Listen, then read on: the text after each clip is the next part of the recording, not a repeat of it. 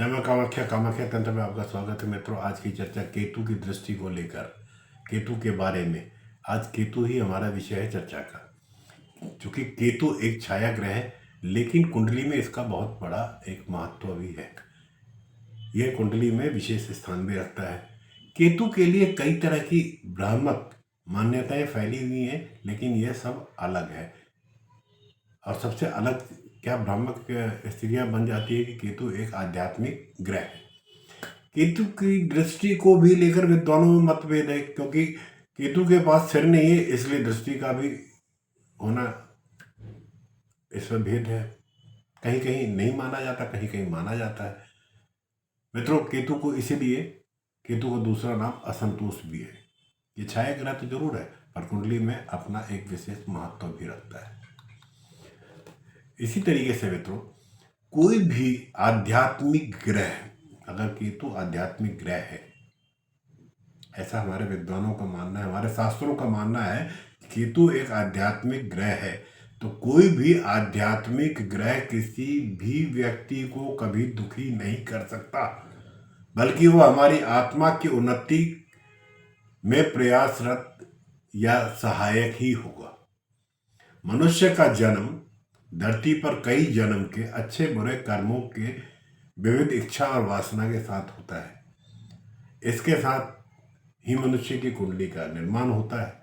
जिस स्थान में कुंडली के जिस स्थान में केतु विराजमान होते हैं, इस स्थान से जुड़े हुए सुखों में जातक को असंतोष की भावनाएं जुड़ जाती है या जुड़ी रहती है। इस बात को दृष्टांत या समझने का प्रयास करते हैं कि केतु जिस स्थान में विराजित होते हैं, उस स्थान का फल हमें पिछले जन्म में गैर जिम्मेदाराना तरीके से भोग में आए हैं। इस जन्म का कोई मतलब नहीं है। इसी वजह से केतु हमें इस स्थान में फल में असंतोष देकर हमारी गैर जिम्मेदारी का फल देते हुए नजर आते हैं। प्रथम स्थान में अगर केतु है, तो केतु आत्मविश्वास में कमी ले आता है। ऐसे व्यक्ति कितनी ही बुलंदियां हासिल कर ले, उन्हें कम ही लगता है। हमेशा कुछ नया करने के लिए सोचता रहता है। दूसरे स्थान में केतु वाणी में कड़वाहट ले आता है। ऐसे व्यक्ति का बोलना कुछ और चाहता है, बोल कुछ और देता है। अभद्र भाषा का प्रयोग करता है और बाद में पश्चाताप करता है। खुद के परिवार की उम्मीदों में सही नहीं उतरता है, इसलिए असंतोष की भावना उसमें जागती है। अगर कुंडली के तीसरे भाव में अर्थात पराक्रम स्थान में केतु कोई बड़ा साहस न करने का असंतोष देता है, ऐसे व्यक्ति अपने भाई बहनों से भी दूर रहता है। भाई बहनों के लिए कुछ भी ना करने के लिए भी उस व्यक्ति के अंदर असंतोष देखा जाता है। चौथा भाव सुख का स्थान है। केतु अपनी माता की जिम्मेदारी के प्रति कार्यरत रखता है। ऐसे व्यक्ति माता के प्रति लगाव होते हुए माता से दूर रहने पर विवश रहता है। माता से दूर रहने का असंतोष उसे जीवन भर जीते जी मिलता है। जीवन के तमाम सुखों के होते हुए भी इस सुख की कमी से वो असंतुष्ट रहता है और पीड़ित रहता है। पंचम स्थान केतु पुत्रों के प्रति ज्यादा चिंता दे देता है। ऐसे व्यक्ति पिछले जन्म में अपने माता पिता को ज्यादा चिंता या टेंशन या फालतू खर्चे में करवा के आए हैं। इस वजह से इस जन्म में पुत्र कितने ही अच्छे क्यों ना हो, उसे हमेशा अपने पुत्रों से असंतोष की भावना बनी रहेगी। ऐसे लोग ज्ञानी होने के बावजूद भी ज्यादा से ज्यादा ज्ञान हासिल करने के लिए, विद्या हासिल करने के लिए भटकते देखे गए हैं। छठे स्थान पर केतु नौकरी से असंतुष्ट करता है। ऐसा व्यक्ति अच्छी से अच्छी नौकरी कर रहा होगा, फिर भी उसे इस बात का मलाल रहेगा कि उसे कोई ढंग का काम नहीं मिला है। इस स्थान में केतु किसी भी बीमारी के इलाज में पूर्णतः विश्वास ही नहीं देता। वो कहीं किसी भी डॉक्टर पे बिलीव ही नहीं कर पाएगा। वो अपनी बीमारी के प्रति किसी भी चिकित्सक पे विश्वास नहीं कर पाएगा।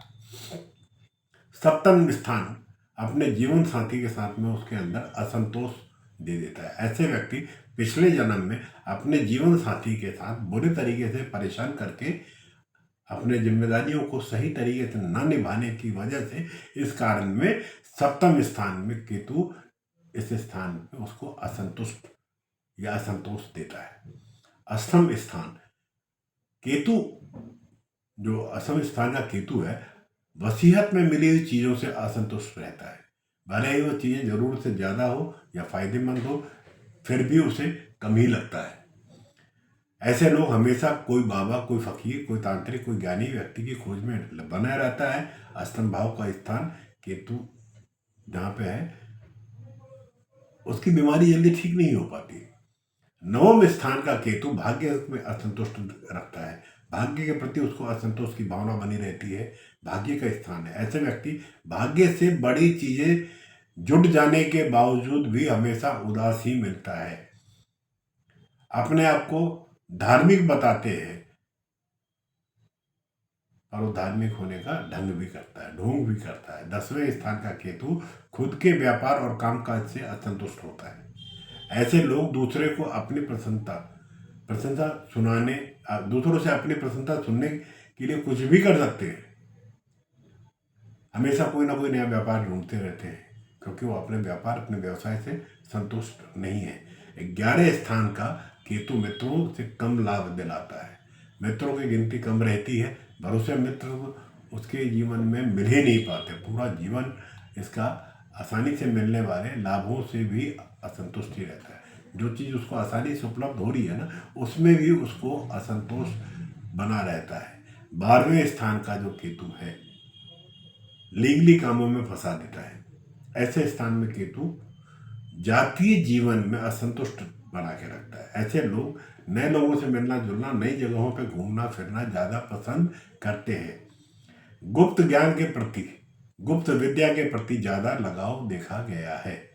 केतु जो है बेहद शर्मिला ग्रह है मित्रों।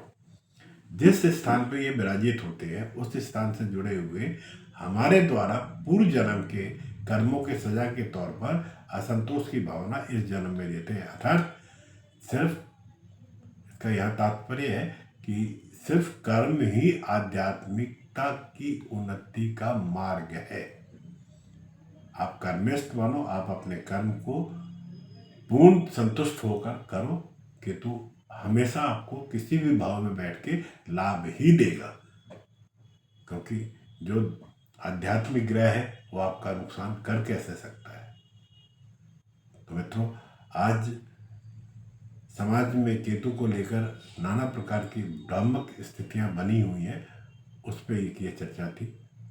आप अपने विचार कमेंट्स के माध्यम से जरूर दें। अब आपसे विदा लेता हूँ। अगले विषय के साथ पुनः जल्दी ही आपके सम्मुख उपस्थित होऊंगा। पर जाते जाते चैनल को सब्सक्राइब करना ना भूलिएगा। जय मां कामाख्या। आपका दिन शुभ हो।